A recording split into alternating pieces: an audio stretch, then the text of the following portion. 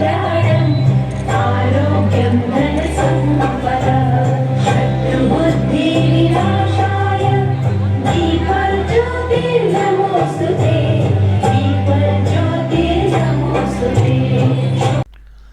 રાજ્યમાં નગરપાલિકાઓ મહાનગરપાલિકાઓની ચૂંટણીઓ જાહેર થઈ ચૂકી છે. ફોર્મ ભરવાની, ફોર્મ પાછી ખેંચવાની તારીખો નક્કી થઈ ચૂકી છે.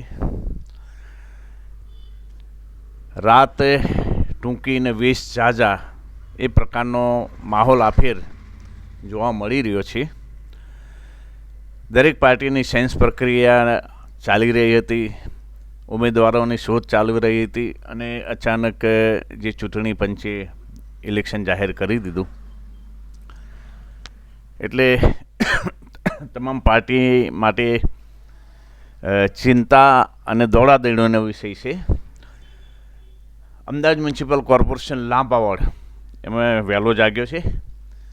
લાંબાવાડ મધ્યસ્થ કાર્યાલયનું ઓપનિંગ થઈ ચૂક્યું છે. ખૂબ જ મોટી સંખ્યામાં ભાજપના કાર્યકર્તાઓ ઉપસ્થિત રહી અને આવનાર ચૂંટણીમાં જે લાંબાવાડમાં 3 કોર્પોરેટર ચૂંટાઈને આવ્યા હતા, આ ફેર એમનો પૂરો પ્રયત્ન રહેશે કે આખી પેનલ ચૂંટાઈને આવે, વિકાસની પેનલ આવે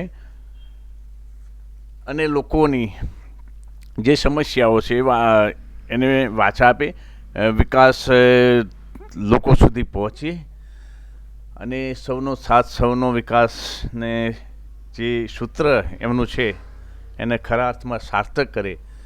તમે જોઈ શકો છો ખૂબ મોટી સંખ્યામાં કાર્યકર્તાઓ અને કોર્પોરેટરો, હોદ્દેદારો બધા ઉપસ્થિત રહ્યા હતા. અમૂલભાઈ ભટ્ટ અને અન્ય નેતાની હાજરીમાં ઈશનપુર મધ્યસ્થ કાર્યાલયનું ઓપનિંગ કરવામાં આવ્યું.